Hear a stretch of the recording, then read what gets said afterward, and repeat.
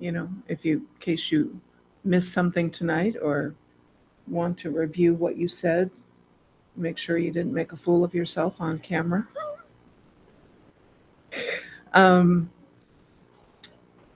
We are live streaming. Good, thank you. Welcome to those of us who are joining us via live stream. I just told the audience here that we are also videotaping, and that the video recording will be up on the district's, and access to it will be up on the district's webpage. It's on the district's Facebook page, but there's a link on the webpage to that. Do we have a need for interpretation services tonight? We do? She is, okay.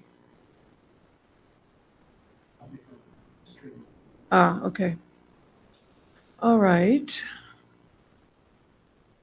Let me make sure I've got. We will have two public comment periods this evening. One before we take care of any of our action items, and that would be that first public comment period is for anyone who has a desire to speak to the board about action items or anything else on the agenda. The second public comment period is for anything else that people would like to speak to the board about. And is that it? Yeah. Okay. Typically, we have a student do the Pledge of Allegiance, but since all the students are otherwise occupied these days and not in school, I've asked Director Beckett to lead us in the Pledge of Allegiance.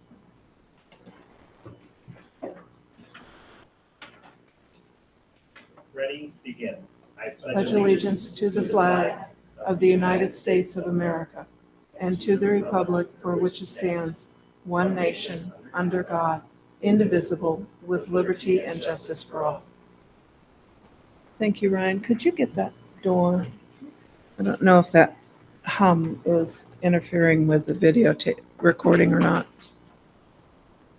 Okay. Next on our agenda is the Yakima land acknowledgement. Director Walker is reading that for us this evening. Good evening. The Yakima land acknowledgement. Today, the schools of the Yakima School District rest on the ancestral lands of the 14 confederated tribes and bands of the Yakima Nation. The people of Yakima Nation inhabited more than 12 million acres across Adams, Benton, Chelan, Douglas, Franklin, Grant, Kittitas, Klickitat, and Yakima counties. Today, we honor those native peoples who are tied to the land through history, legends, and culture. We acknowledge their descendants who live in the world today. We thank the caretakers of this land who have lived here and continue to live here since time immemorial. An acknowledgement is a simple, powerful way to show respect and a step toward correcting the stories and practices that erase Indigenous peoples' history and culture. It also honors the truth. As a school district, we will continue to build upon our relations with the Yakima Nation. Thank you. Thank you, Norm. Next is information on gifts to the district. Superintendent Green. We're always very thankful, grateful to our partners out there in the community and beyond who make contributions to our schools to serve our students. And we have one today from Pacific Power Foundation. This was an application that was completed by our outgoing principal, Victor Narani, at Lewis and Clark Middle School. So it's important to acknowledge that even as he was exiting to enjoy his retirement, he was thinking about our students and providing much needed opportunities for them. So he did apply and received a Pacific Power Foundation grant for low-income students at his school, at our school, to the amount of $5,000. And the school is, according to the application that he filled out, it will be used for the following purposes: nurturing a culture that encourages parents in the community to participate in forums, fairs, and other gatherings wherein they may be informal or celebratory. Also to educate parents about resources in our community by providing and circulating circulating printed materials, providing meals as needed during the holiday season, purchasing and providing much needed footwear, coats, and appropriate clothing as winters are very brutal here at times, and also then stocking school supplies and snacks and other necessities. So again, we're grateful to Pacific Power Foundation for this contribution of $5,000 to the students at Lewis and Clark Middle School. Very nice. And thank you, former Principal Nerani, for putting together that grant request.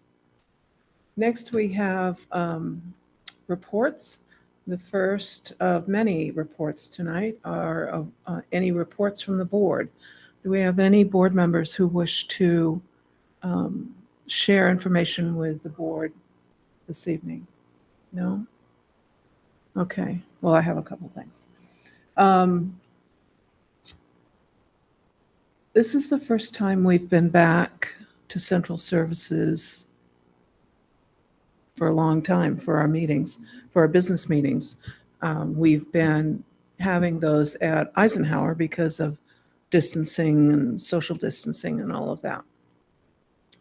And I'd like to get some sense from board members as to whether we should schedule our business meetings here for the most part. We know some business meetings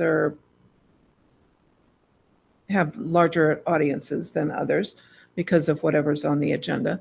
But I'm wondering if board members would prefer to stay here at Central Services for our business meetings or continue to attend them at Eisenhower.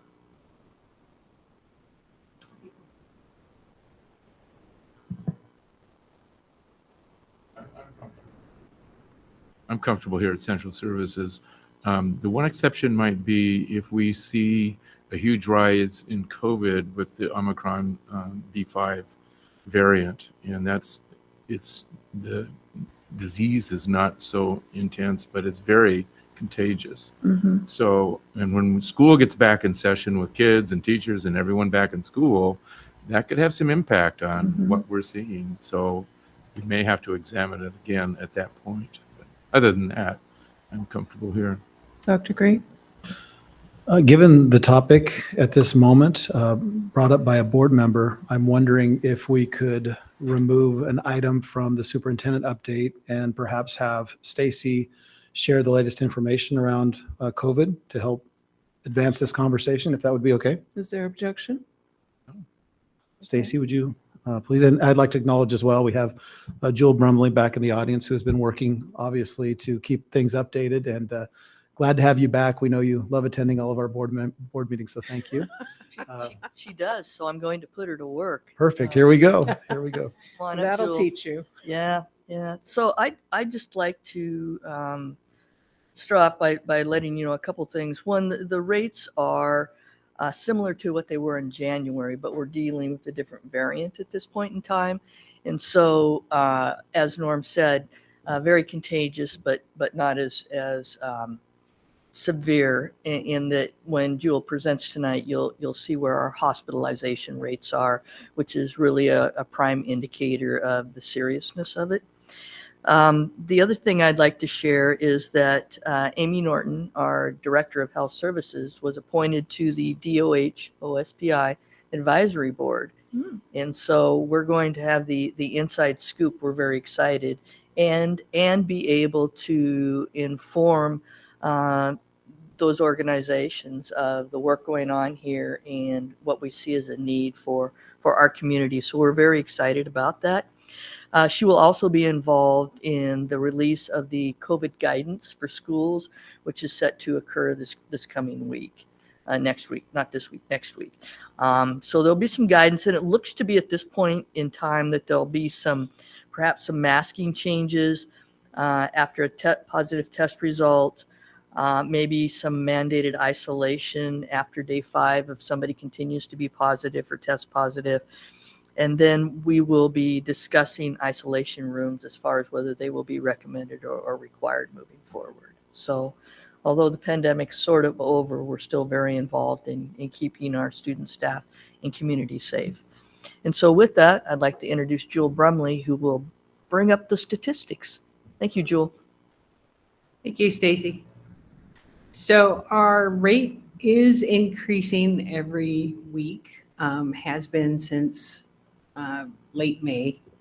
But our rate per 100,000 in Yakima County, although it's going up, there are two indicators like Stacy talked about to decide if we're a high status or medium status. Right now, we're medium status for COVID as far as transmissibility in the community.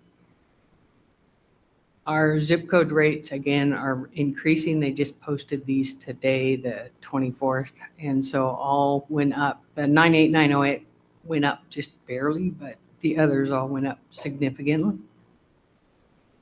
Hospitalizations is really the second indicator. And so we hit a high on July 8th, but we're at 15 right now in the hospital. And it's the 7-day hospitalization rate per 100,000 in Yakima County that keeps us in the medium status of transmissibility. You have to hit 10 per 100,000 in a 7-day period to go to the high status. And we're only at 5.8 right now. Vaccinations have roughly stayed the same since the middle of May. They were at 59.5, so we're at 59.6. But every time they add in a lower value of who can get the vaccinations, that changes our rate. So when it's 6 months plus now, it changed us, brought us down. Comparisons from the original COVID to the Delta to the Omicron in 2022. As you can see, we only have partial data for 2020, but Omicron in June and July is up a little, but it's nothing near the January numbers.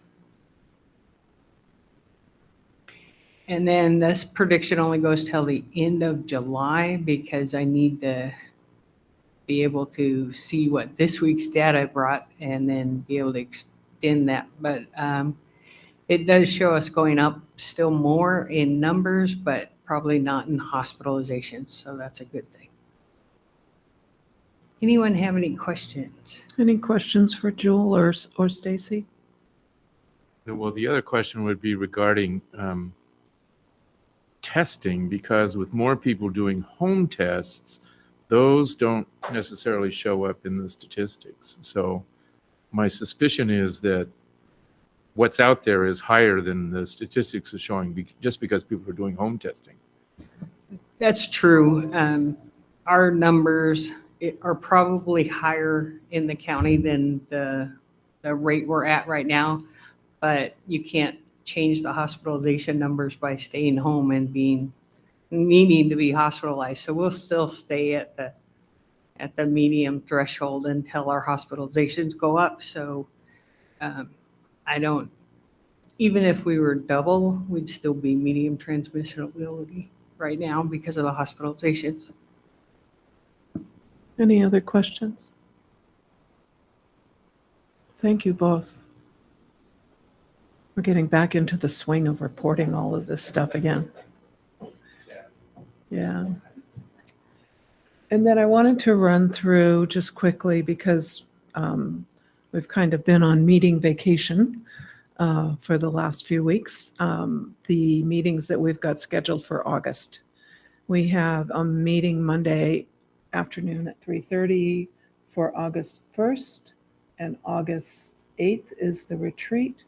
That's an all day from 8 to 4. August 16th is the business meeting. And Ryan, you didn't get a chance to weigh in on whether we stay here for our meetings or not. Well, I'm very comfortable. Okay. So at least for the moment, we're going to be here for our August meeting. August 22nd, it's a Monday meeting. On August 29th is a Monday meeting. That will start at 3:30 and probably shortly, well, maybe by 4:30, because I expect that there will be things that we need to take care of. That early evening, starting at 5 o'clock, we have a joint meeting with the Yakima City Council here. We haven't been able to do that for a couple of years. So this will be the first time for many of the council members because they're new. And the first time for you, Ryan, because you've not been a part of that joint meeting. It's something that we were doing maybe annually or every 6 months as the need arose. It's an opportunity for both the City Council and the Yakima School District Board as the governing entities for the two largest voting blocks in the city. It's an opportunity for us to get together and talk about things that we have in common and concerns that we have that we can jointly work on together. I know that there have been items in the past where, we have said, well, this information is well and good, but we can't do anything about it because it's out of our area of jurisdiction. It lies within the city somewhere. So I would hope that board members can clear their calendar for that evening. We'll have it in this room because we have the space and the city doesn't necessarily have the space. Do we have agenda items? Not yet. Well, I don't think so, no. Superintendent and the city manager are working on.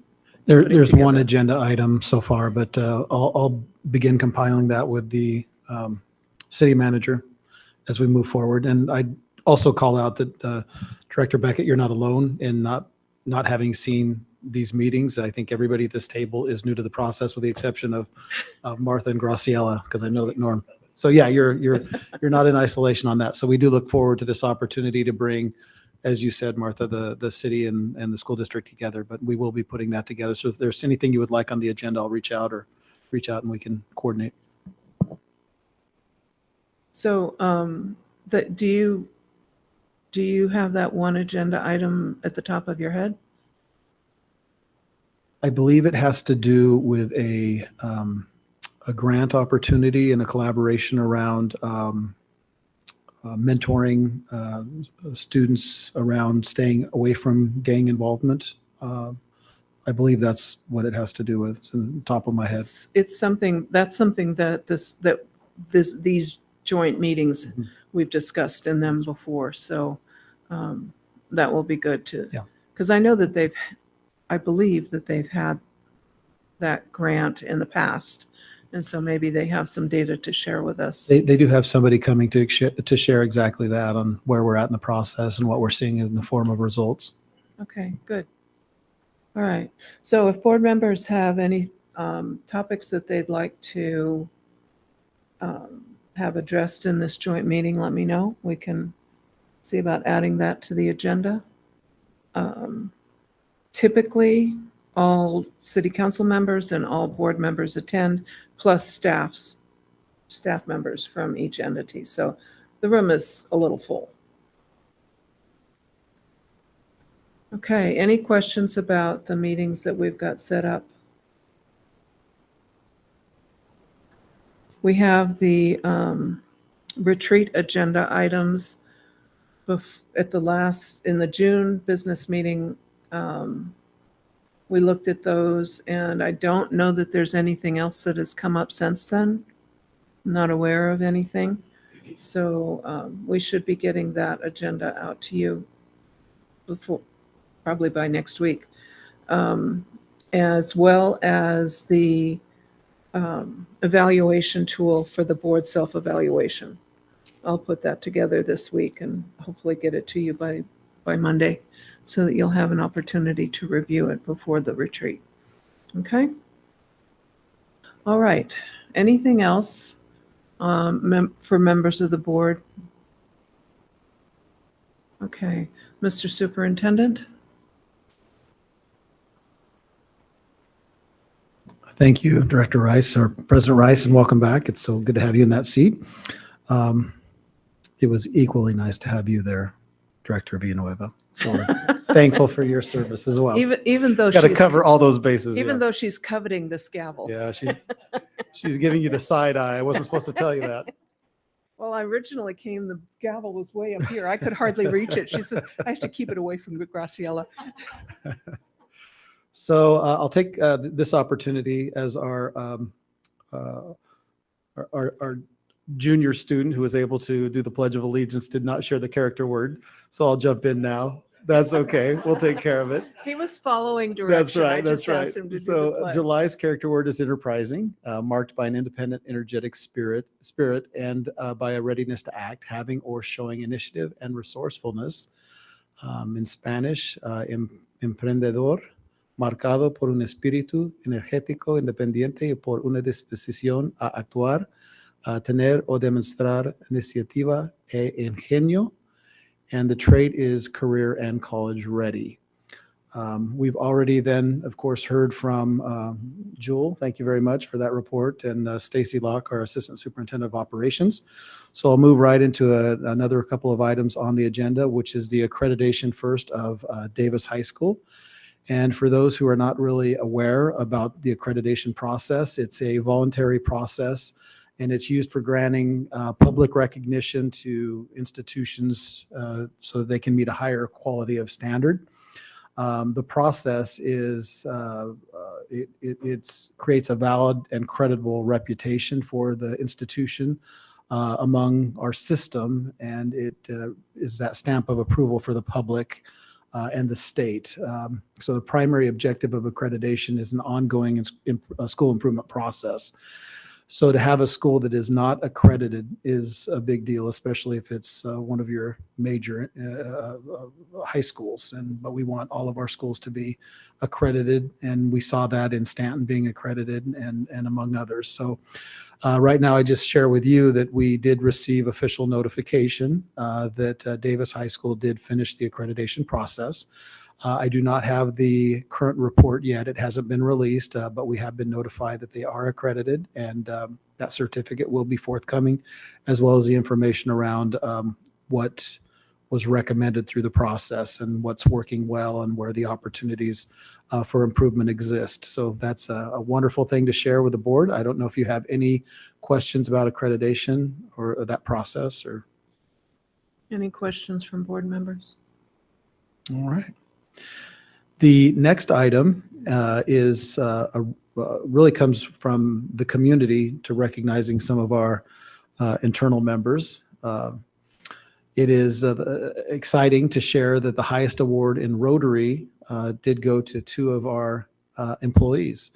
It's the Paul Harris Award, given to a Rotarian or a member of the community that has made an outstanding contribution to the community.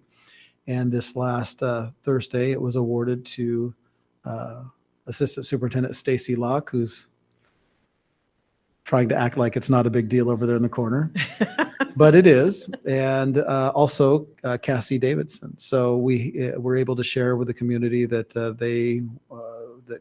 Cassie and her contribution to over 2 million meals during the pandemic, and making sure through working with Anthony and others that we were able to keep people out of class employed by serving in other areas, including food services. All of the efforts that went forth, and Cassie adjusting on the fly, and making sure even to this summer that we're providing meals for students and non-students in our community. And of course, Stacy oversees not only food services, but our health and wellness division is transportation and safety and security in these other areas. And she was recognized for her service during the pandemic also in creating health and wellness opportunities to inform the community, and especially our students and our parents about COVID, and providing a site where they could receive the vaccine and be tested, along with the wellness center that was established. And it's just, I can't understate how important this recognition is through Rotary, and what it means to Rotarians to give this to people in the community. And when I filled out the application for them, It was with the understanding that it was likely only going to be one person, but they did even make an exception and recognize two individuals in our school system, and in conjunction with another city member with the police department. So it was wonderful to see that recognition in our community. Congratulations, Stacy. And yeah.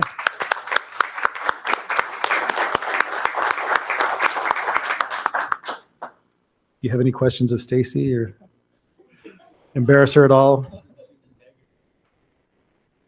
Congratulations, You can hardly Stacy. stand it over there. Okay. That's quite an honor to be recognized by an international organization like the Rotary, and Well- well deserved. Thank you. Well, if I may, it's not me. It's a team effort. I work with outstanding people in health services that really took to heart their role in serving students and families as well as staff throughout the pandemic. And a piece of this award is shared with each and every one of them. So I'd like to give them a shout out. Thank you. That's very gracious. Does this award, does it move up?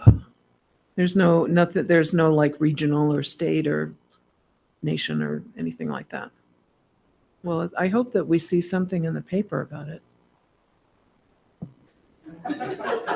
Where's Kirsten? I'll fill you in about that later. So yeah, I'm sure there will be. It's an Yeah, inside thing, yeah, huh? yeah. Okay. Moving on, the National P3 Institute. So it bears sharing that the National P3 Center is located in the School of Education and Human Development at the University of Colorado, Denver.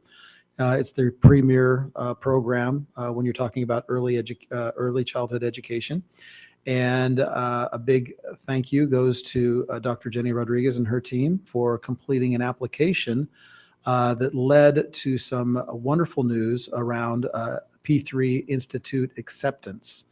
And what that is there is a institute that's going to be held this coming year, school year, and it's to provide an intentional focus around working with your team, a district's team, to advance early education in their district. This national opportunity only includes about 100 people, so it was limited to 13 or 14 teams nationwide. And we were notified this last week or just a couple of days ago that we were accepted into this wonderful opportunity, which will require a team to go to participate in October the 17th through the 20th in California as part of one of the 13 or 14 teams. Dr. Rodriguez, did I miss anything that you would like to add in the process?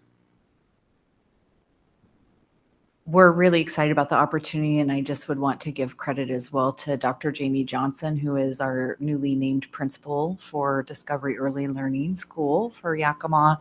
She did significant work on the application and has really dived right into building strong relationships across our community. So I do think one of the factors in our selection was that we have started to really build strong relationships with EPIC, with ECAP, with our community partners. We had the opportunity to go with them to observe some other districts right at the end of the school year. And we're really excited to go as not just Team Yakima School District, but really Team Yakima, and to have their partnership as we build out early learning, which is really truly birth through third grade.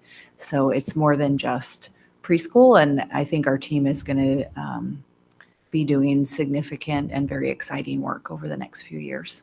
Nice. How many years? 3? Did you say 3?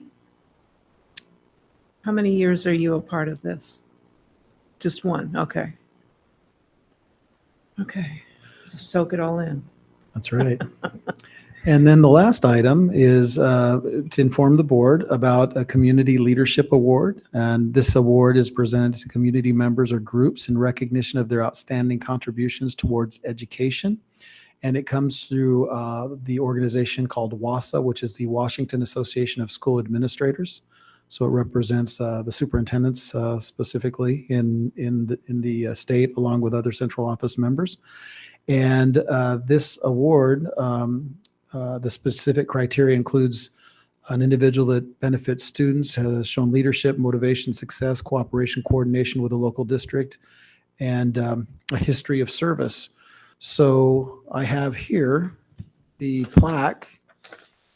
Can't wait to hear from this individual. So let me tell you about Miss Martha Rice. She has been involved in the Yakima School District Board of Directors since 1998 to current day.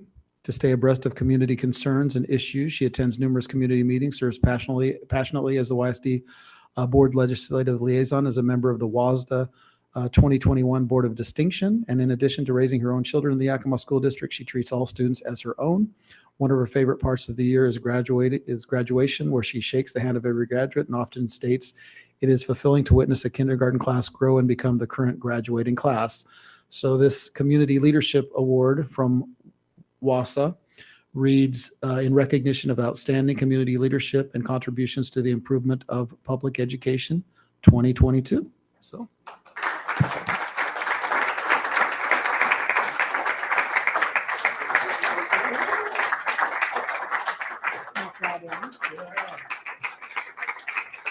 Oh, please. Could we have our board members maybe come around, Martha, and let's just take a picture since, if we could have somebody take a photo. I don't know, Rob, do you have, oh, there's Barb, could you maybe move those tables? Yeah, just around her here. You forget to hold this up. You gotta hold that up. I'm gonna move that.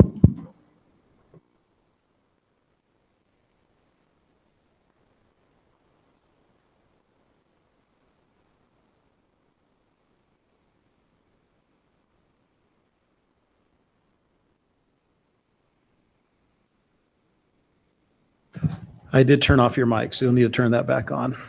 So, all right, and that concludes the superintendent update for today. Thank you very much. I Could we thought, pass what this is he over to- going to talk about now? There's nothing else on the agenda. We need to chat about that. No surprises, right? That's not a Yeah, good no thing. surprises. Okay. Next, we have the monthly financial update. Becky Neeson presenting with her sidekick.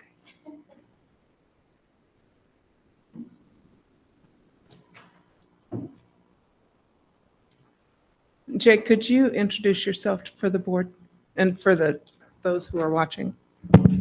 Thank you, President Rice. I'm Jacob Cooper. I'm the new Executive Director of Finance, and it is a pleasure to be in your boardroom and lovely to see you all in person. I have watched a few meetings over Zoom on remote over the last few years, but again, nothing like seeing you all in person. And congratulations on your award. It's a testament to your service. And 1998 was the year I graduated high school, so. Shut up. And it was I going don't so need to well. hear that. He Thank you was very almost much. there, right?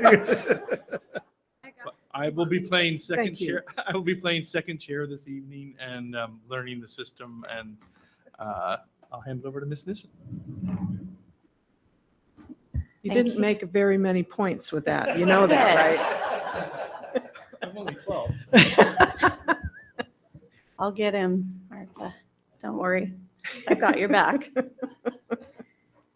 Good evening, board. This is your budget status for June 30th, 2022. If you'll review the executive summary with me.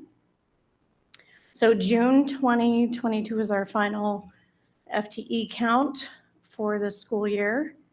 And we did come in at 2.6% below the September 2021 enrollment. The AAFTE, the average annual full-time equivalent enrollment across all district programs, is 221 FTE, or 1.5% below the 2021-22 budgeted AAFTE enrollment. I'm being specific on that for you. I know you're going to be looking at enrollment in your retreat.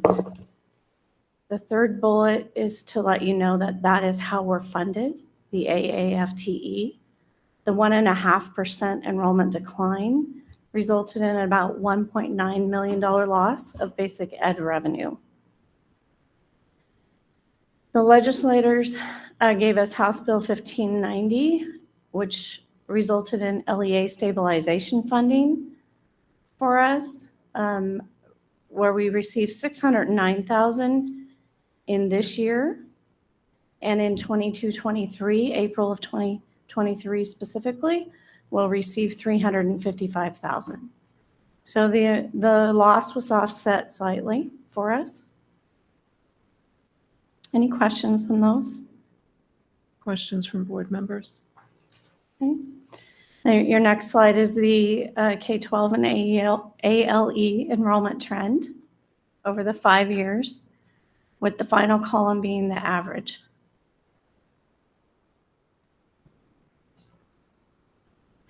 And the next slide is our budgeted. So across all programs, the budgeted FTE for 21-22 was 15,711, and we ended up at 15,483. Now we're going to get into the expenditures and revenues. So our general fund revenue in June, we're up slightly over budget. And the next slide, the cash flow trending. And the next slide, our total expenditures for the month of June, just under budgeted. The payroll trend, we ended up just under the budgeted amount with 2 months to go in the fiscal year. And our MSOCs, or our supplies and materials, again, we're just under budget in the month of June.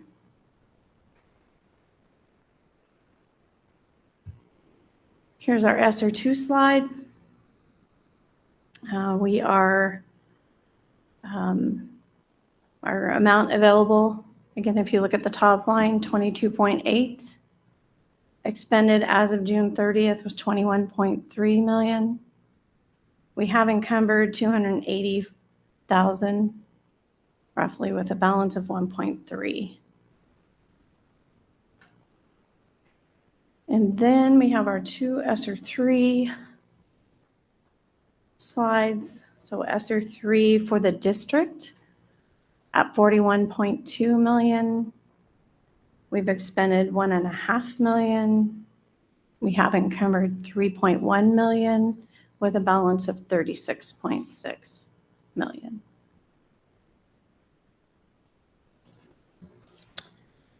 And finally, our SR3 learning recovery expenditures. And we have 10.3 million available with 1.2 expended, 176,000 encumbered, with 8.9 as a balance. And the expenditures here are our after school program, extended learning. Any questions? Any questions for Becky or Jake?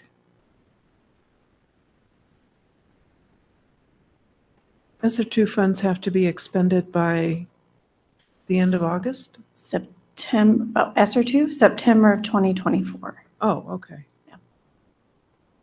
I thought that was SR3 by 24. You know. Okay. And you have anything else to add? No questions from board members? We're just here comfortable because I think we're Yeah, next. don't go anywhere. It's going to be the Becky and Jake show for a few little bit here. Next, we have the preliminary 2022-23 budget presentation. So, board members, you've had a chance to look at this. We will be having a public hearing on this next Monday at our Monday meeting, so that the public has an opportunity to weigh in on it before we take action on it at the August business meeting. Okay? So take it away. All right. Mr. Superintendent, you have anything to lead into this with? I'd just like to thank our finance department for their extensive work in creating a transparent environment where it's much easier to understand where we're at now than it was a few years ago. No small part due to the tremendous leadership of Becky and what she's done over the last 2 years. So a thank you goes to her. And then having the transition of Jake coming in, having worked with Becky in the form of a consultant, I think this transition is going to be wonderful. But I really don't want to take away from the work that Becky has done in preparing this. And thank you, Monette, as well. I know that you had a big part also. So with that, we'll transition. Great. Thank you, Superintendent Green. Members of the board, we would like to start off with some gratitude and appreciation. This budget document, as Martha has alluded to in the past, President Rice, is a monumental task for a district our size. So first and foremost, gratitude to the community that supports our schools, you as board of directors for your service, and Superintendent Green, who elevates this work and supports the transparency and collaboration across the district. The finance team would specifically like to thank Assistant Superintendent Dr. Jenny Rodriguez and her T&L team, all the YSD administrators and their staff that contributed to the process, and the Human Resources team. For myself, I need to give a special acknowledgement to Monette Dennis, Director of Financial Services, and Susan Fate, the Accounting and Budgeting Program Manager, who isn't with us tonight. So with that, we'll move to the overview of all funds. So as I'll go down the columns and go across with the different funds. So general fund is where we do all of our district operations. We estimate that we're going to start the year with $30 million. It's our estimated beginning fund balance. We're going to bring in total revenue and other financing sources of $312 million. We're planning for about $306 million in total expenditures. We do have a transfer to other funds, and I will explain the $10,630,000. The $630,000 is for our non-voted debt. We did a recent refunding on that, so you'll see a little decrease because in the past it's been $700,000 that we planned for. So you're seeing a little bit of a decrease there. The $10 million is to complete the Davis Auditorium. And so with that, we will be digging into our fund balance a little bit by about $4.4 million and ending the year at $25.5 million. Just wanted to share with the board that obviously the Davis Auditorium, and this is important for the community to be aware of, that it's a major focus of our school board in making sure that that was completed. And we also then reached that 10 million level because of the supply chain issues. So that extended beyond what we had originally projected and the overage that we were anticipating. So it did put us very far over what the original estimation was, but it still is a community commitment that we've made, and we've locked it in at that now. So we're excited about the completion, which is scheduled now for late January, but it also may be extended given the supply chain issues. So thank you. Yeah, thank you, Superintendent Green. And just to clarify on the 10 million, we are reserving that amount to transfer. We will only transfer the amount necessary to complete the project. So it is an estimate. The ASP Fund is our student fund. It is where our students raise money for their activities. House Bill 1660 was passed a couple of years ago, which allows for the elimination of student fees for extracurricular non-credit activities, which the Yakima School District is recognizing. So you will see that our estimated Beginning fund balance at 559,000. Our revenues at 665,000. So that House bill affects the revenues that we would be bringing in. Expenditures at 705,000. With an excess expenditures at 39,934. For an estimated ending fund balance at 519,000. Our debt service fund, the next column over, is where we pay our principal and interest on our bonds, outstanding debt. We have an estimated beginning fund balance at 16 million. Total revenues at 9.2. Total expenditures at 10.2 million. We're showing excess expenditures at 914,000. We do budget a slightly higher expenditure in the event a refunding opportunity comes about, which is why it's showing that way, with an estimated ending fund balance at 15.1. Capital Projects Fund is where we are doing the project on the Davis Auditorium. We're estimating 1.6 million as a beginning fund balance. The 10 million is the transfer in estimate. The 9,600 in the revenue is interest earnings. We have total expenditures at 10.5 million with an excess of 490,000 and an ending fund balance at 1.2 million. The 1.2 million represents the value where YB Tech sold their building, their old building, when we are still holding those funds in our capital projects fund. Transportation Vehicle Fund is where we buy our buses. And good news, we have planned and have received a Washington Ecology Grant to get an electric bus. So we have that in the budget. Yeah. So we're starting estimated beginning fund balance at 1.2, total revenue at $1.5 million, and that would be the reimbursement, includes the reimbursement on the electric bus, and then 2.7 in expenditures.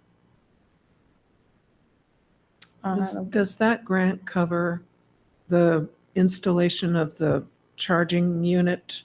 Because I know that those probably aren't Yes. real cheap. Yes, it does.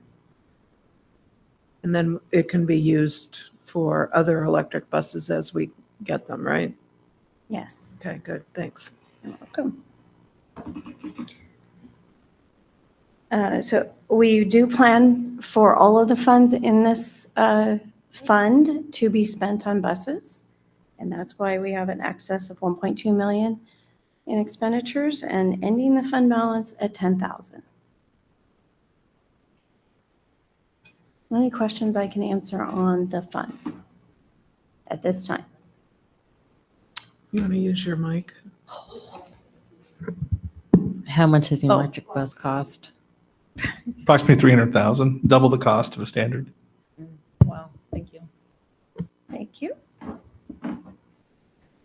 I have a lot of numbers running around in my head, so I appreciate the teamwork.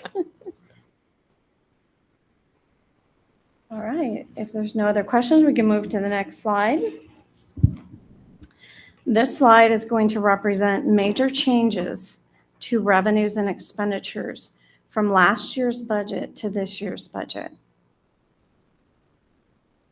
And we're going to start with the revenue side, the general apportionment. We should see an increase of about 9.4 million. This is due to the IPD at 5.5%. And in addition to that, we got an enhancement for the physical, social, and emotional support staff. Last year, the Yakima School District increased staffing in that area, and we are in compliance with the state's guidelines over this funding. State categorical funds in bilingual, highly capable, and lab, we should see an increase of about $753,000. Due to our enrollment decline, the increase of the IPD to 5.5%. When you look at the enrollment for the 15,711 for the budget last year versus the 15,433, which is approximately a 1.8% decline in enrollment, we are budgeting for that and keeping the flat enrollment. It does result in about 2.6 million decline of revenue. Our special ed enrollment is declining slightly over the last several years. So we're seeing a slight decrease of 67,000. The transportation funding, the transportation funding that we get in our general fund to support the operations of transportation, we'll see an increase of about 11,000. And that's mainly due to the salary and benefits, the 5.5%. Our local levy will go up 594,000, and our LEA at $1 million. And again, that House Bill 1509 is holding the district harmless with the 2019-20 enrollment and providing for additional stabilization money that I shared with you on the executive summary. The increase in levy funds, is that due to an increase in the assessed value? No. No. So that is just our increase in our levy for calendar year 2023. Oh, That's a great question, Martha, and well, we have a couple of slides on. I think Not we need coming to up. probably be aware that there are some in the community that would have a question about that. Yes. The major expenditure changes, we're planning for a 10% district-wide insurance increase. That's per our insurance provider. So we will have our meeting with them in the next week or two. Is this for physical facility Property. insurance? Yes. Okay. Not for benefits insurance. Okay.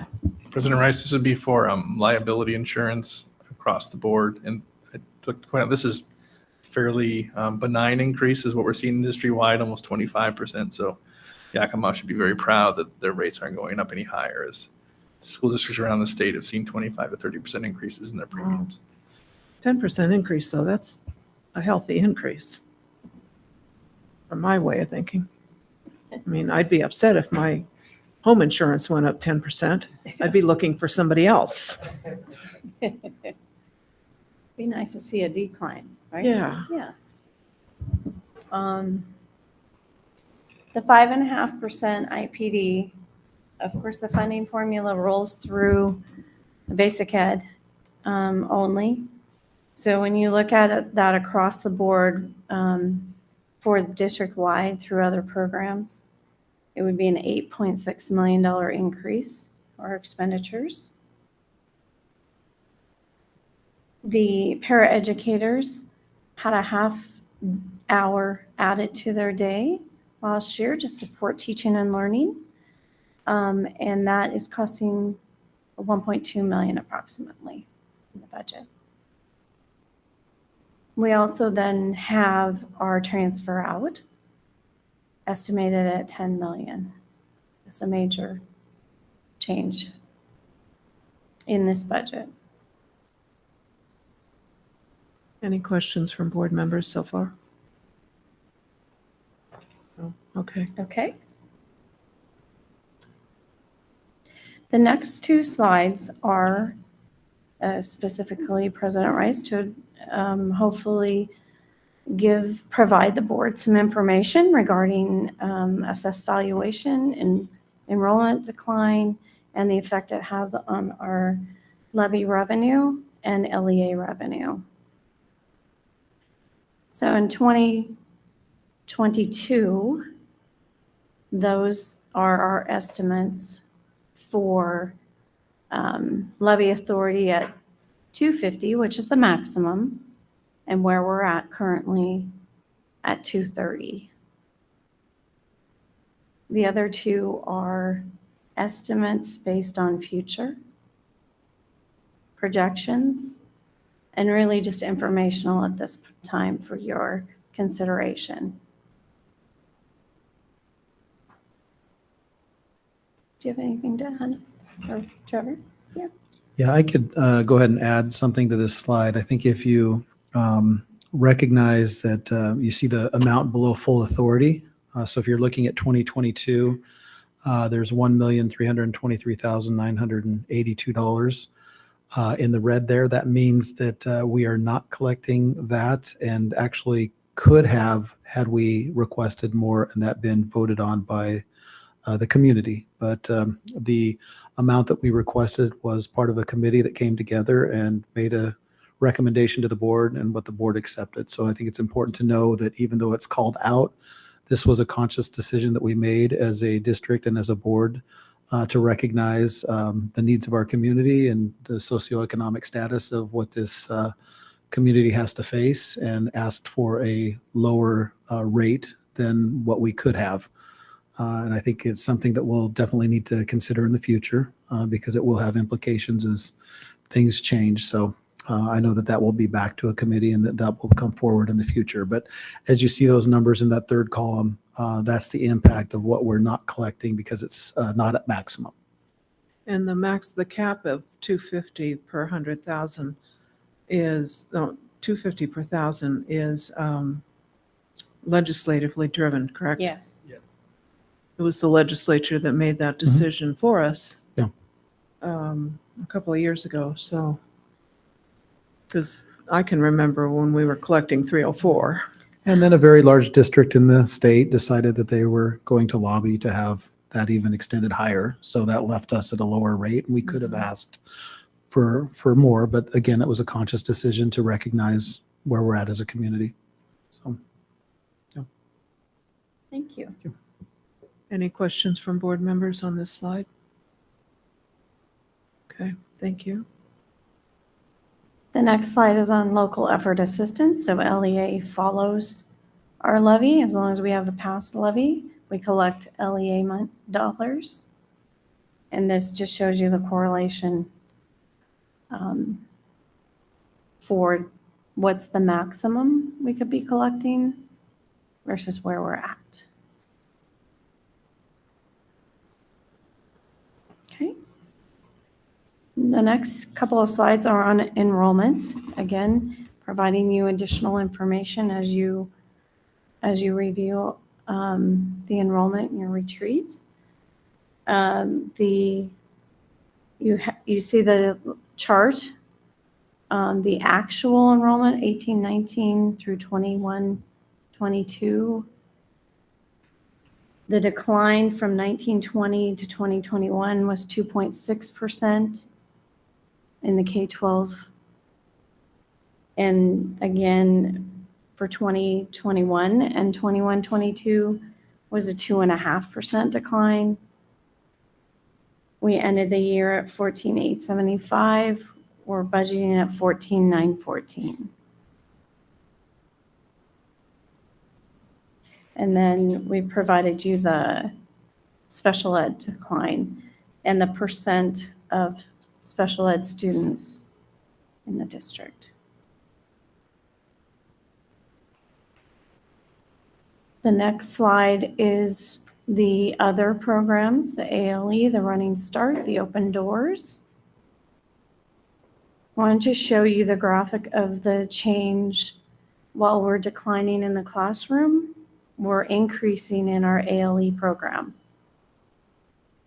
So we had a 54%. For the viewing public, ALE is. Oh, sorry. Alternative learning experience, or Yakima Online. and ingenuity. So for in the 1920 to 2021, we saw a 54% increase, and 2020, 21 to 21, 22 was a 75% increase. We are budgeting conservatively in the ALE at 321. Running start fluctuated up and down, as you can see in the chart, and open doors is experiencing a decline.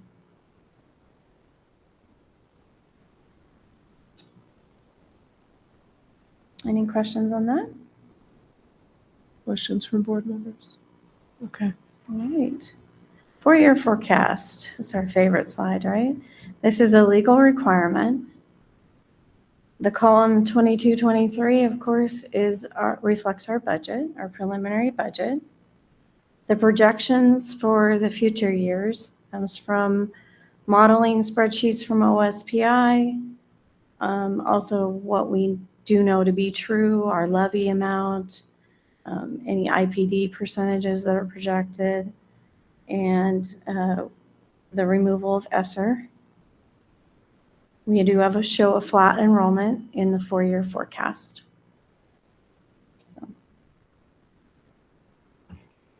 Actually, it's just this page is just a swag. I mean, who knows what's going to That's happen in right. 4 years? I had to get my crystal ball out, Yeah. but it's always in the shop. I can't ever get it back. It's broken. cracked and a little It's smoky, huh? broken. Well, and then in our chair, we never want to assume future board action too. So we only usually put in numbers that are of certainty. So that's why it's always fairly conservative. And if you looked around the state and you looked at a 4-year, you would see most districts having either a negative fund balance or a significant change in their financial position to the not to the better. So this is not an anomaly, and it's perfectly normal. And the legislature does it in their budgets, and we know how accurate that can be for 4-year forecast for them. So the same requirement applies to us. Thank you. This slide reflects the other funds for your forecast.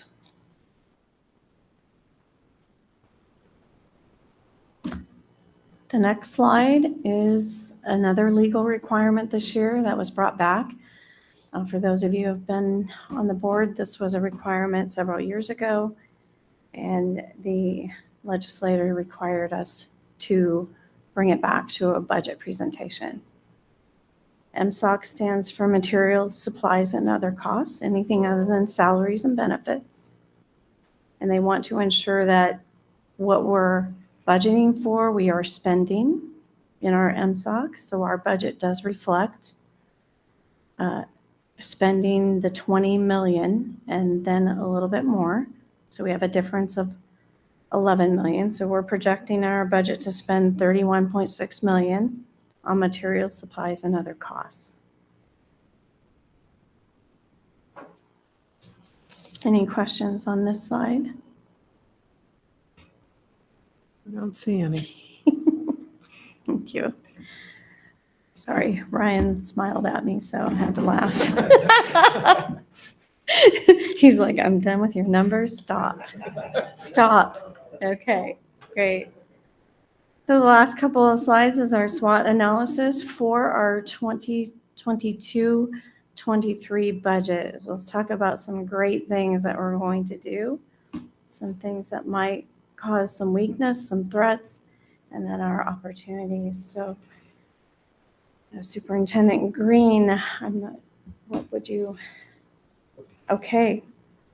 So the strengths of this budget, we will maintain an adequate fund balance to meet the board policy 1000.2.3. We have continued alignment of resources to our strategic plan. We will fund and remodel the Davis Auditorium. Could you say that again for Director Walker? Director Walker, could you please stand up, Director Walker, and give me any kind of a high five? We will fund and complete. And when the ribbon cutting happens, I hope you'll invite me back. Or I'll just show up. Just show up. We have increased collaboration and transparency for our budget development process. And again, I can't thank district staff enough, Superintendent Green, for elevating the work and supporting it always. Graciela is so exciting. She's slapping things There's around. a fly buzzing around at this end of the room. Yeah. Yeah.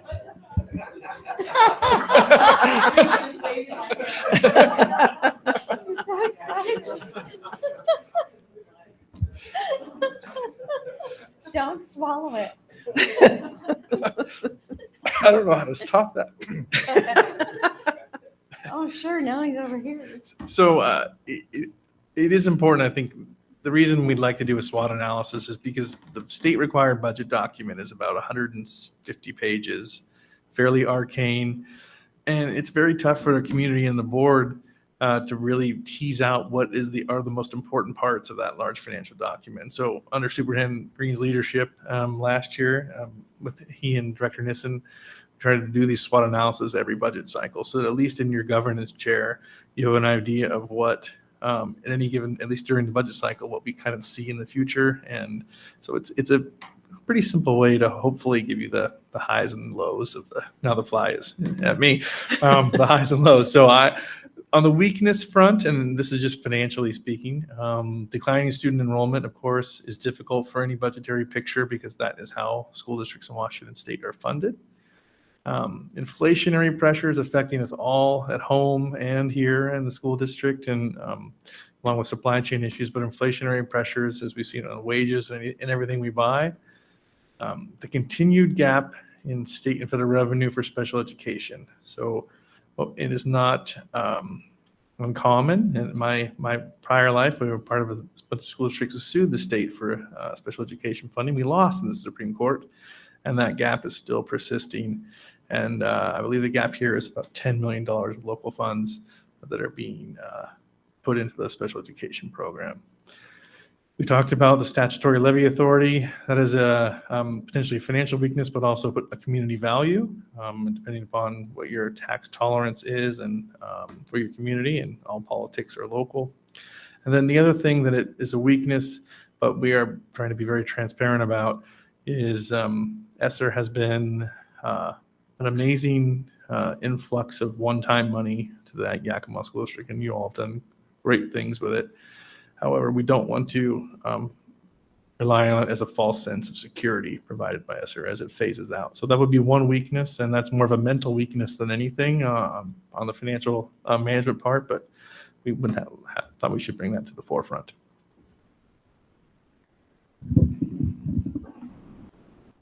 Thank you.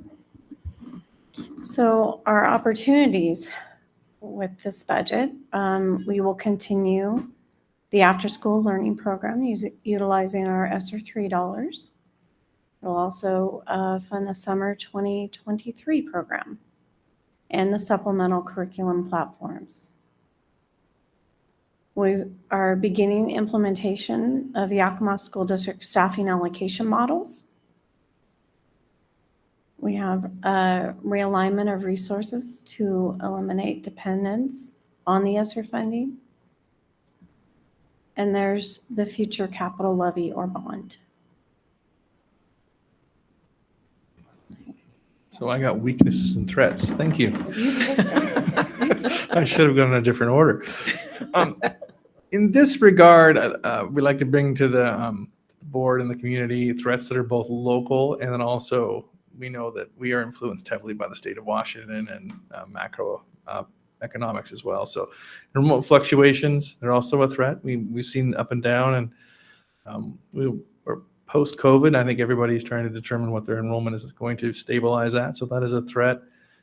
And we put a dependence on local effort assistance. And that's only a threat when the legislature goes into session during a recessionary period. And so we brought that out for you as well, because often LEA is talked about by the legislature when times get tough. And so LEA is local effort assistance. sorry. That's the extra money that we get from the state because we are identified as a district of poverty, correct? Yes, and it is primarily focused on districts with a certain assessed valuation. So it lowers the tax burden on communities of certain assessed valuations. And that is often, since it's outside the program of basic education, is one thing the legislature looks at during a recession. And they have many times threatened to reduce it, as you're probably aware, President Rice. And Oh, yeah. it has been It's lobbied very heavily. It's a low hanging apple for them to pick. It is indeed. And something we'll have to keep our eye on this next legislative session. And then the dependence upon the general fund for large maintenance projects, that is still a threat, but could be alleviated by a potential capital measure in the future. And then the looming recession, which we all have been hearing about. Of course, that does have an impact on all our funding streams, but something we should be thinking about as well.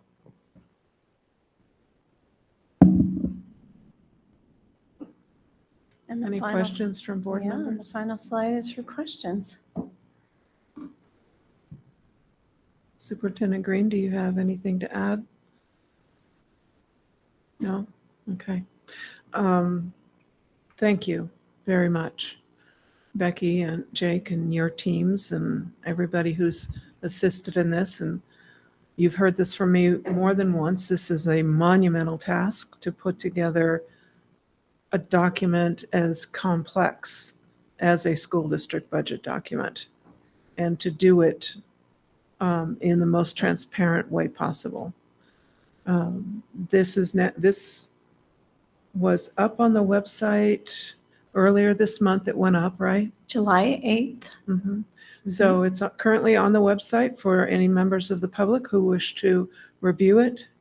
Board members have this document and they can get in and dig into the underlying, the foundational information as well. We will have a public hearing on this document next Monday at our 3:30 meeting. So we'll have a hearing on this budget document. So any members of the public who wish to come and speak before the board regarding the 2022-23 budget will have an opportunity to do so at that hearing. And then the plan is to have this ready for approval at our August 16th Correct. business meeting. So Bring the by law, resolution we forward. have to have it approved by August 31st. Yes. So, And we have done all the legal required advertising, notifying the public of those key dates okay, good. and the intent to adopt the budget on August 16th.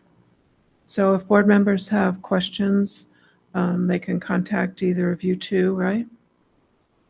Yes. Superintendent Green? Yes? Okay, thank you. And I guess that's it until next week then. All right, great. Thank you Thank so you. much to both of you and to your teams.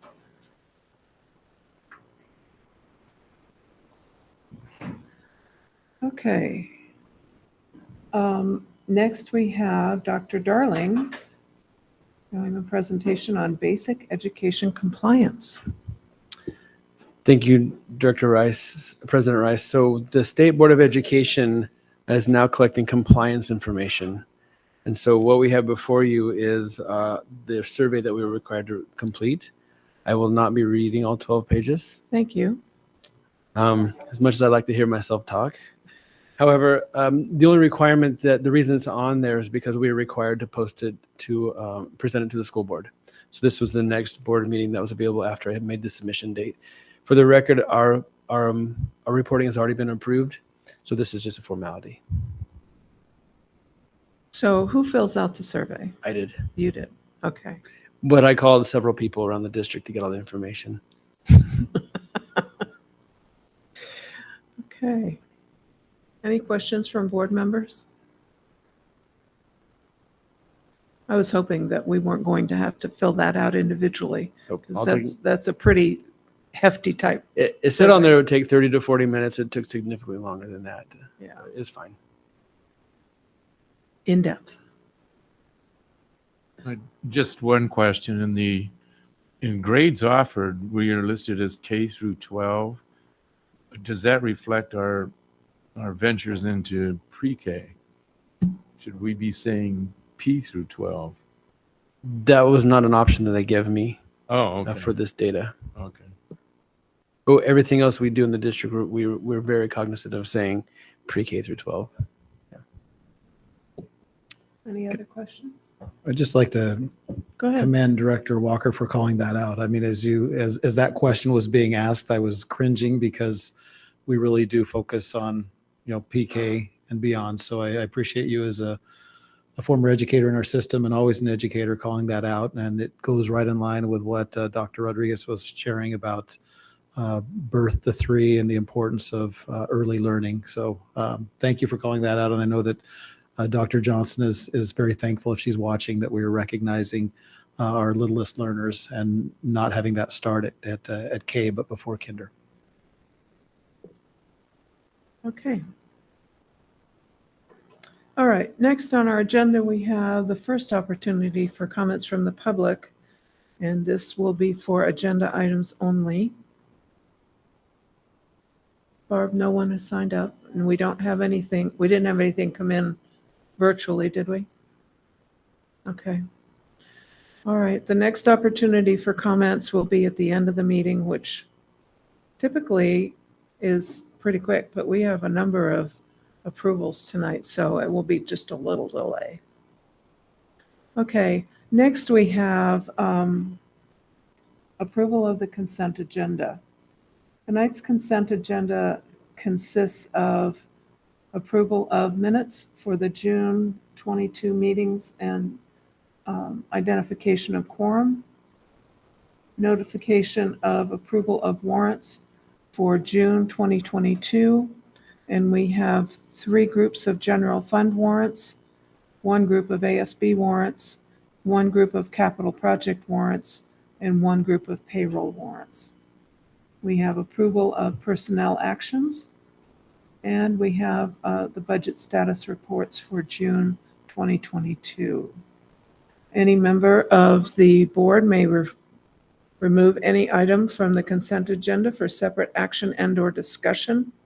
And for the public's information, the consent agenda is comprised of items that are routine in nature and are required either by statute or by policy that the board approve. Does any board member wish to have any item removed from the consent agenda this evening? I don't wish to have an item removed, but I did have a question in looking through the personnel actions. And I don't know if I need to remove it to ask that question or if I can just ask the question. You can just ask the Well, question. the question is how I was pleased to see the number of hires that we're making in certified and classified positions, but knowing the nationwide and statewide shortage of qualified teachers, how are we doing in terms of filling all of our positions? That was my question. So the question is, do we have open positions still? Still have open positions? Are we being pretty successful in filling our positions? That was my question. Thank you, Director. You're on. Thank you, Director Walker. Yes, we are. We do still have some open positions. I think we're doing a pretty good job considering the overall labor shortage. We have put on a full-time recruiter that used to be split duty between our certificated executive director. We have broken that position up for this school year and put an emphasis on developing a better relationship between HR, teaching and learning, and also recruiting between the colleges and universities who bring student teachers to our district, trying to have a more in-depth evaluation process and seeing about getting our, for lack of a better term, hooks into the better candidates before they go on to the open market.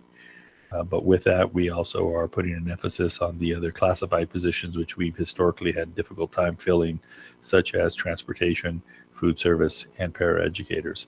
So I anticipate having a second person being put on whose emphasis will be on those classified positions. Right now, my biggest concern is for substitute teachers.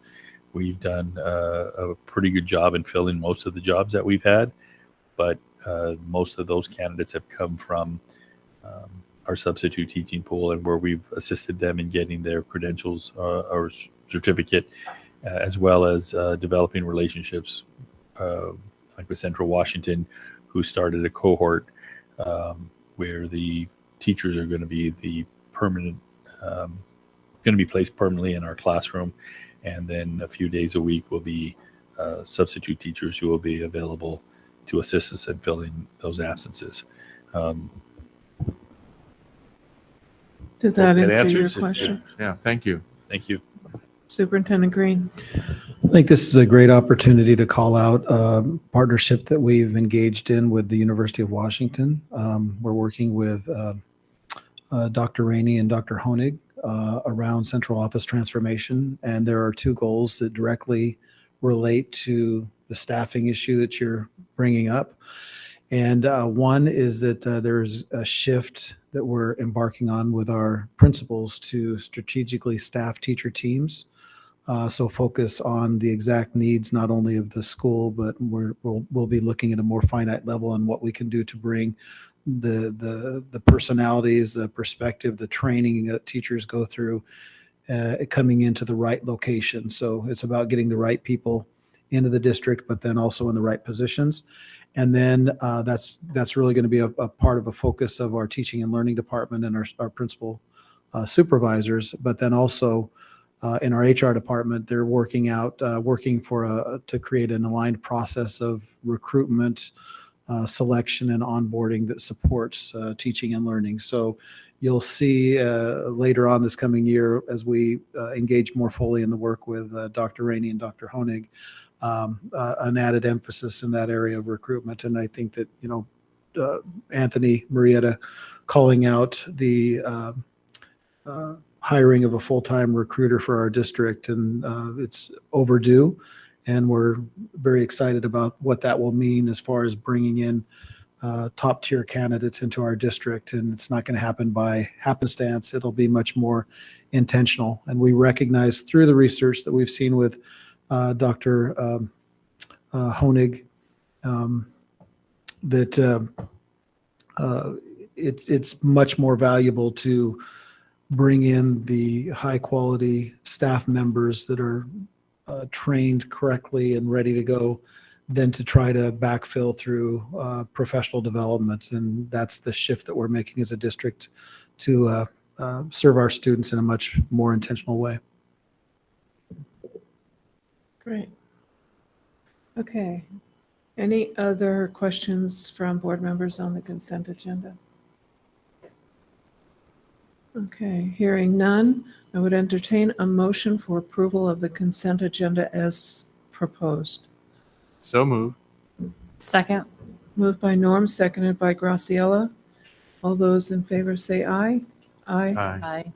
Those opposed? Passes 4-0. Thank you very much. So now we have a rather extensive list of action items to approve. The first item is approval of Resolution 21.20.21 for 2021 and 10.21.22 for 2022 for Asset Prevention Program. Dr. Darling. Thank you, Director Rice.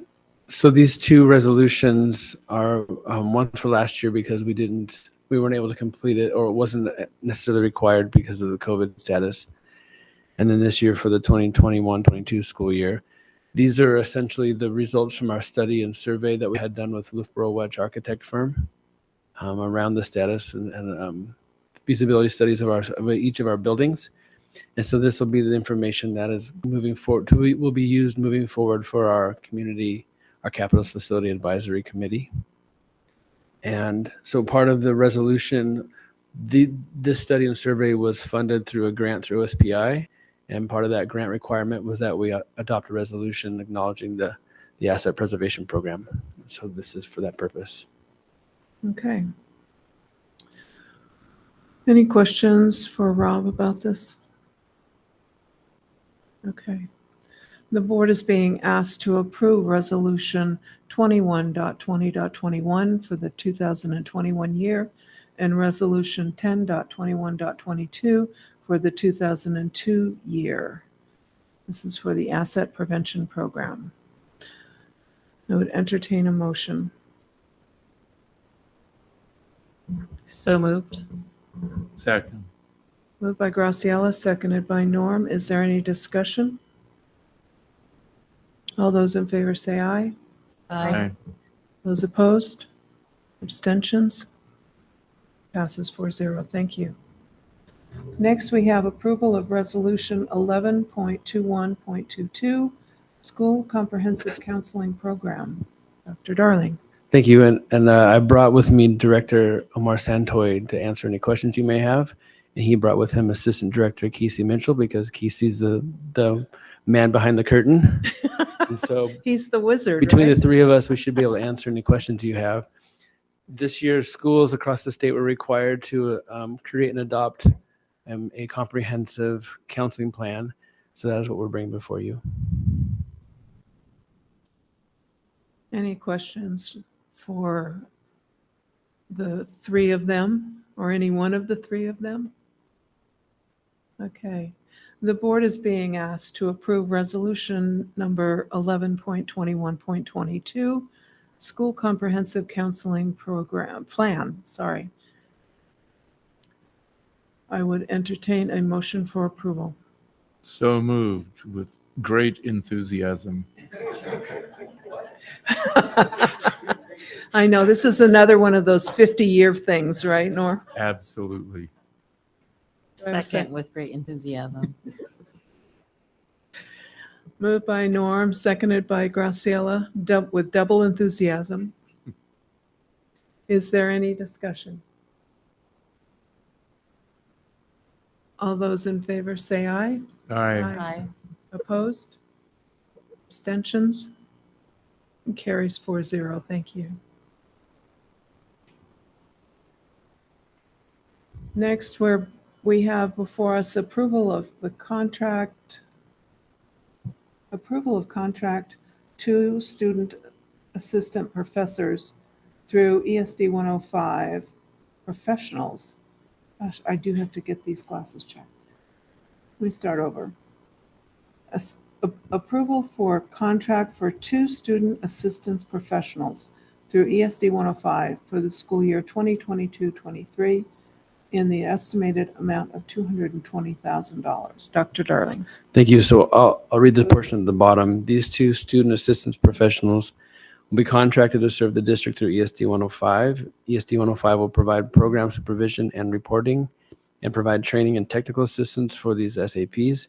These positions are designed to eliminate barriers to accessing care by bringing a continuum of services to students in all 4 middle schools. I'm going to pause because I forget about Patty. SAPs promote wellness and universal mental health literacy. They provide substance use disorder prevention, mental health, and substance use disorder early intervention, screening and brief intervention, assessments, outpatient treatment, service referrals, and ongoing recovery support. So we're requesting that the Board of Directors grant permission to contract with 2 student assistance professionals through ESD 105 for the 2022-23 school year in the estimated amount of $220,000. Thank you, Dr. Darling. Are there any questions from board members? Trevor. Just like to actually call out too that this will be funded through AWARE grant funds. So just that it will not exceed $220,000. Okay, thank you. I do have a question. What is the training level of these folks? Are they, do they have a 12-week AA type or community college type certificate, or are they master's level or somewhere in between? Director Santoy? They are. All right. They are not, well, we have yet to hire them, so they may carry a master's level training, but they have substance abuse practitioner credentialing going in. And so we currently have these positions embedded in our high schools, and this would be Project Aware would be able to provide them for our 4 middle schools. So they'll split their time. Correct. They will split their time, and they'll offset the mental health practitioners that are currently practicing in the 4 middle schools as well. Okay, thank you. Thank you. Any other questions? Martha, I have a question about process. Many of the requests for approval under Section D, looks like numbers D3 through D11 are reoccurring requests that we see on a regular basis. Would it be appropriate to review each of these, but then handle approval in one action item? We're required by policy to approve things that are over, what's the 200,000? So Do they have to be dealt with as individual action items versus? we don't have a requirement for that, but I guess as one board member, I would be more comfortable doing them as individual approvals. Because this particular one, this is for new positions. This is not one of those, we're contracting for milk or something. Okay? How do you other two feel?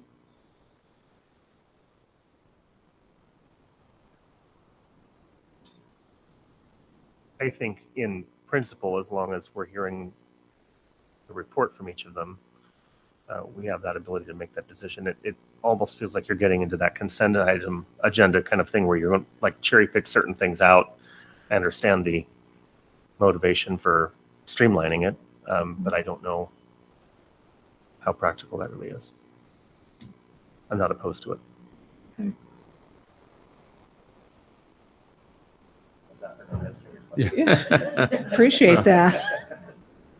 I don't have a strong opinion one way or the other. Well, I don't know that it's going to take very long. No. Okay. So we have before us a request to grant permission to contract with 2 student assistant professionals through ESD 105 for the school year 2022-23 in the estimated amount of $220,000. I would entertain a motion. Move to approve. Second. Moved by Ryan, seconded by Norm. Is there any discussion? One other question occurs to me.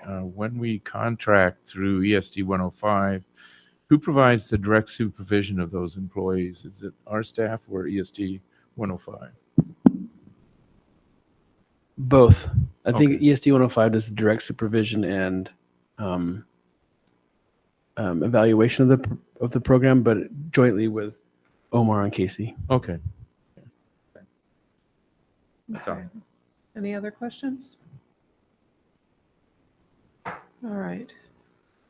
So we have a motion and a second on the table. If there are no other questions, all those in favor? say Aye. Aye. Aye. Those opposed? Nay. Any abstentions? Okay, passes 4-0. Thank you. Next, we have an approval to contract with Imagine Learning LLC for the 2022 to 24 school years in the amount of $996,360. Dr. Rodriguez. Thank you, Board President Rice. I am happy to be before you to request your approval to contract with Imagine Learning LLC for 2 school years, this current upcoming year of 22-23, as well as the following year of 23-24. The amount is $996,360. Imagine Learning provides a digital platform for support of math as well as language development for our multilingual learners in kindergarten through 5th grade. One of the benefits of ESSER funding has been the opportunity to pilot and try out some additional supplemental materials that we had not previously utilized in our district. And Imagine Learning has been one of those gems that we have discovered as a result of that funding. We do have Lucas Reynolds from Imagine Learning here if you have any questions about the program that you would like to address to him. But we have been utilizing this program. We've seen significant success for students. And in fact, our district was recognized as the 2021-2022 District of Excellence for the entire state of Washington for student growth with the program. Nice. Okay. I'm going to ask for the motion and then we'll have questions if Louis is willing to entertain those, or Jenny, if you have responses. Okay. The board is being asked to grant permission to contract with Imagine Learning LLC for the 2022 to 24 school years in the amount of $996,360 to provide, one, a digital platform in support of math for kindergarten through 5th grade for all elementary schools, and an additional student needing age-appropriate, and any additional students needing age-appropriate math in middle or high school, and two, a digital platform in support of language and literacy for kindergarten through 5th grade English language students for all elementary schools. I would entertain a motion for approval. So moved. Second. Moved by Norm, seconded by Graciela. Is there any discussion or are there any questions? I just have one question. Do we know how many districts in the state are using Imagine Learning? I'm going to look to my friend, Mr. Reynolds, in the back.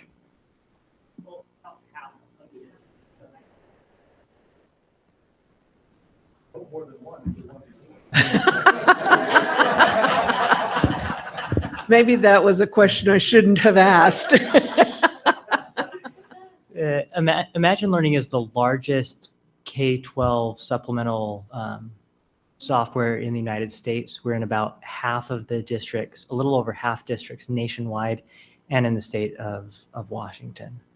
So it was when we went into COVID in 2020, most polling organizations estimated students would get maybe half of a year of growth in literacy and less that in math.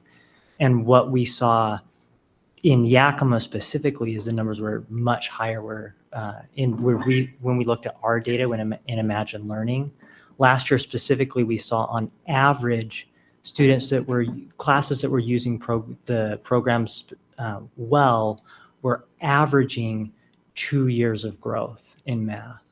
And in literacy, we were seeing the multilingual students about 30% increase of students who were below grade to on grade level, which was just phenomenal growth considering COVID, teacher shortages, weather shortages, and all of the challenges that we saw in the 2021 to 2022 school year.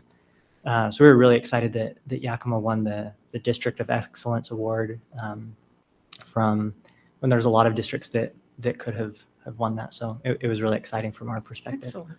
So we'd be talking about just about 150 districts in the state, 295 total. So Yeah, nice. Any other questions, comments from board members? Well, and just to clarify, this material is available to all students, or is it for ELL students only? The language and literacy is targeted for multilingual learners. Okay. And so those are really the classes and teachers that have focused on the use with students. For mathematics, it is for any elementary student, Okay. kindergarten through 5th grade. And just to clarify the language in the requested action, there are occasions when a student in middle or high school, due to the individualized education plan for special education services, may need additional supplemental services and materials. And so sometimes the materials are used at the upper grade levels, but it would be on an individual plan for a student. Okay, great. Thank you. Any other questions or comments? Okay, it's been moved and seconded. If there are no other questions, all those in favor say aye. Aye. Opposed? Abstentions? Carries 4-0. Thank you. Thank you, Louis, for being here and for sitting through this whole rest of the meeting so that you could answer one question. You can go. You can go. Next, we have a request for approval to contract to renew the contract with Soliant. Soliant, is that how you say that? Okay. For the 2022-23 school year in the amount of $640,000. Dr. Rodriguez. We're going to have a number of these this evening that are really for the same purpose. So the contract with Soliant is a renewal of a contract to provide speech language pathology as well as American Sign Language services to students with special needs that may need those services. Currently, the number of students that require speech and language and American Sign Language support exceed the staff that we have in those very specialized areas. So each year we seek to find additional SLPs, speech language pathologists in particular. And while we have had some success, I know this will be an area for our new recruiter and human resources as well. Until such time as we have enough on our staff with the district, we will need to continue to contract out these services as they are required to be provided and ensure compliance with the law. Okay. The board is being asked to grant approval to contract with Soliant for the 2022-23 school year in the amount of $640,000 to provide speech language pathology and American Sign Language services to support students with special needs. I would entertain a motion for approval. So moved. Second. Moved by Graciela, seconded by Norm. Is there any discussion or are there any questions? Seeing none, all those in favor say aye. Aye. Opposed? Abstentions? And carries 4-0. Thank you. Next, we have approval to renew the contract with ASL Professionals for the 2022-23 school year in the amount of $500,000. Dr. Rodriguez. This is a similar requested action in front of the board this evening. Additionally, to speech language pathology, American Sign Language interpreters is a very specialized position and they are in short supply. We do post these positions annually as a district in an effort to retain the number of staff necessary to support our students. At this time, we've not been able to fill all of those positions. So we are again looking at renewing this contract with ASL Professionals in order to provide those required services for our Yakima students and remain compliant with the law. Thank you. The board is being asked to grant approval to contract with ASL Professionals for the 2022-23 school year in the amount of $500,000 to provide American Sign Language services to support students with special needs. I would entertain a motion for approval. So moved. Second. Moved by Norm, seconded by Graciela. Is there any discussion or are there any questions? Seeing none, all those in favor say aye. Aye. Opposed? Abstentions? And carries 4-0. Next, we have a request to approve the renewal of a contract with Elmview for the 2022-23 school year in the amount of $200,000. Dr. Rodriguez. Thank you, Board President Rice. This is a similar request. This is specific to Elmview for additional classified staffing support. Again, this is to support students with identified special needs who have individualized education plans. We do, again, post these positions annually. At this time, we do not have enough classified staffing personnel to meet the needs within the individualized education plans or the IEPs for our current existing Yakima School District students. So again, in order to remain compliant with the law and provide the necessary services, this is the contract we're seeking approval for this evening. Thank you. Again, the board is being asked to grant approval to contract with Elmview for the 2022-23 school year in the amount of $200,000 to provide classified staffing support services to support students with special needs. I would entertain a motion for approval. So moved. Second. Moved by Graciela, seconded by Norm. Is there any discussion or are there any questions? Seeing none, those in favor say aye. Aye. Those opposed? Any abstentions? Thank you. It carries 4-0. Number 9, we have requested to approve the renewal of the contract with AMN Healthcare for the 2022-23 school year in the amount of $300,000. I think you skipped. I skipped one? You skipped. Oh, I skipped career 8. links. Sorry. Okay, let's go back. The board is being asked to approve to renew the contract with Career Links for 2022-23 school year in the amount of $495,000. Dr. Rodriguez. Thank you. This is similar to the earlier request. This is specific to speech language pathology services only.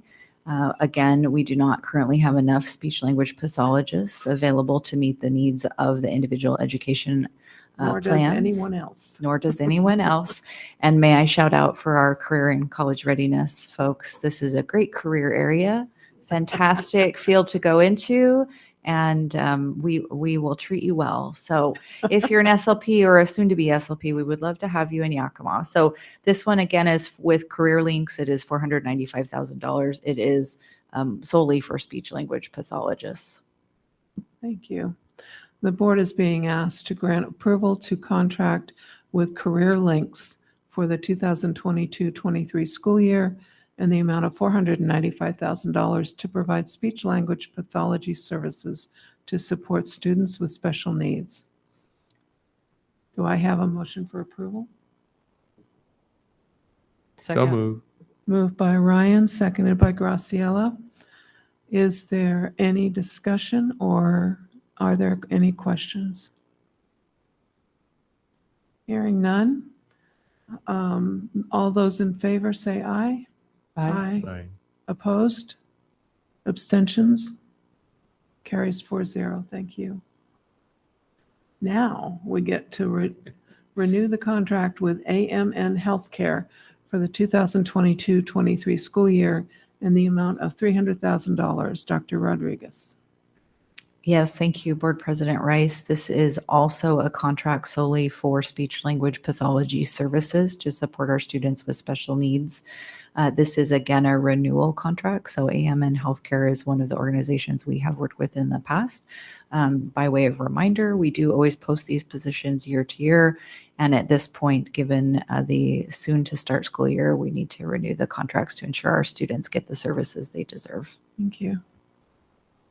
The board is being asked to grant approval to renew the contract with AMN Healthcare for the 2022-23 school year in the amount of $300,000 to provide speech language pathology services to support students with special needs.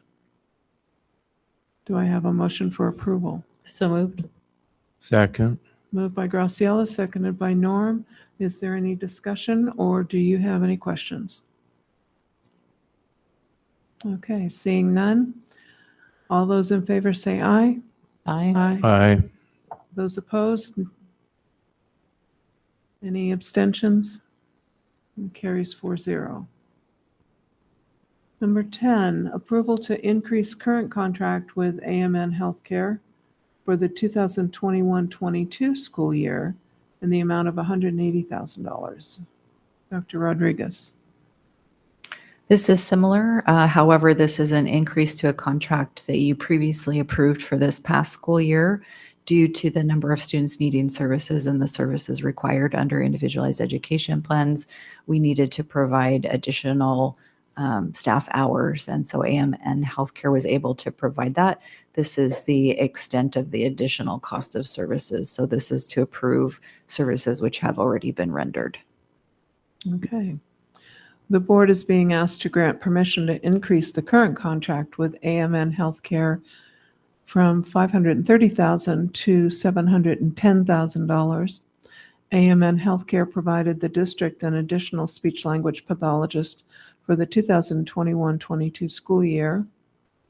This additional $180,000 allows us to close out the 2021 to 22 school fiscal year. So moved.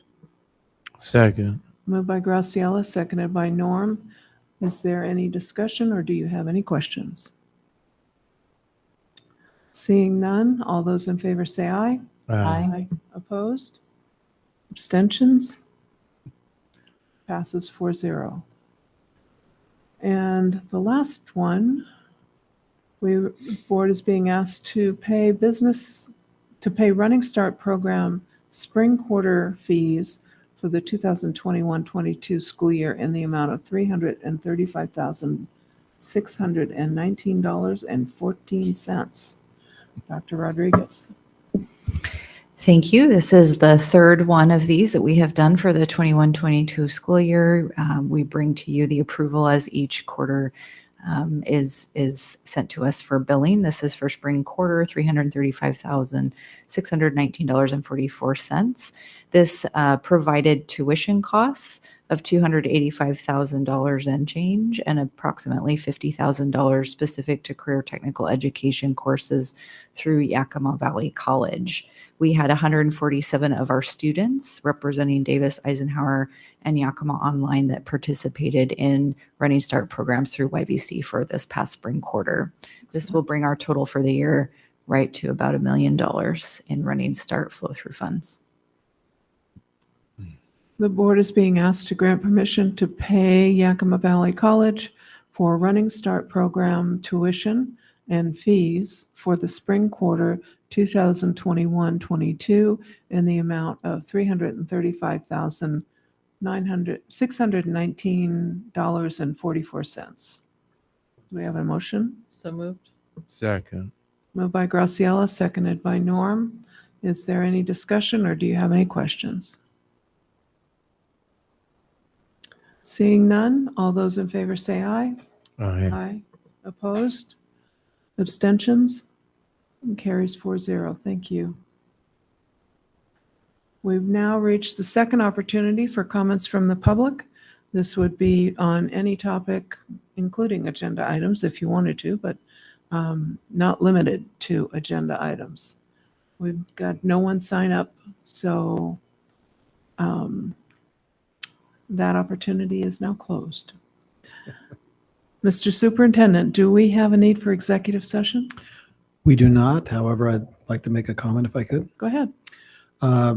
You asked earlier about the Paul Harris Award and the announcement. So I did receive a text from Kirsten, and she gave me the permission to let you know that she is out because of exposure, which was something that I would not have shared without her consent, especially being a public meeting. But she did let me know that she was waiting for this announcement to the board to then notify the media. So there's a press release going out. So we'll be celebrating Stacy yet again. There'll be banners at her house and party later this week. A parade through her neighborhood. Yeah, exactly. And then the other comment that a speech? Then the other follow-up that I had was on the last item, and I want to thank Dr. Rodriguez and her team. When we look at the Running Start flow-through money, we're talking, she brought up the total there. It's $1 million, and that's money that is not coming to the district, but it's pass-through money. And This last month, since our previous board meeting, we had a meeting with some pretty high ups at OSPI, and as the board is aware in public, we are pursuing an opportunity with Arizona State University. We're piloting at both Davis and Eisenhower an opportunity to attain an AA degree over the next 4 years for entering freshmen in a pilot group, and that is something that we're excited about, and hoping that that number then comes down, and those are funds that are able to stay here in our own district. But currently, we don't have that opportunity, which is why we see that flow through money not being something that we have as a district, but that goes to another entity. So I again wanted to call that out for the board. Are those piloting slots filled? I believe I couldn't tell you for sure, but I know that they have been working on filling those, and we've had extensive interest. But I don't have the exact, haven't seen the list, but there's no shortage of excitement. So I think the bigger challenge will be making sure that we limit it to a true pilot and don't bite off more than we could chew. And remind me, it's 30 students per 30 school? students at both traditional high schools. Okay. All right. Well, it'll be interesting to hear how that works its way. Will be. Okay. All right. We have no need for an executive session. Is there anything else for the good of the order? I'd like to just throw out a comment regarding the significant amount of money we're spending to hire outside folks to provide services to some of our special ed students in ESL or ASL and speech and language and some of those concerns. It occurs to me that we also have two other agencies in the community. We have the Speech and Hearing Center, and we have Children's Village that may be serving some of our students and similar students. As the idea of exploring a cooperative with them of recruiting and hiring and bringing in people to live and work in this community to provide those services rather than going outside with it. With more agencies involved, there might be something that makes it more economically feasible for all of us. Thank you, Director Walker. We have a new Executive Director of Special Education Services, and we're very excited because I think she's going to be thinking through how we do partner with our community agencies and perhaps in ways that we haven't previously. As we talked about earlier, Dr. Jamie Johnson with Early Learning has also been reaching out and building strong connections. And I know she's been working with Children's Village specifically. So I think we will continue to look at ways to do this. But I think the HR recruiting strategy is one that we're investing in as well beginning this year, that we would hope to see some dividends. We're also working with career technical education and scaling up our careers in education pathway at our high school. So they launched that this past year with a single course, but we're looking to grow that over time. And so I think SLPs is something that we could even be considering a grow your own model as well. Anything else for the good of the order? Okay, we are adjourned. Thank you all for joining us this evening. Board's next meeting is next Monday at 3:30 in this room. Travel safe going home.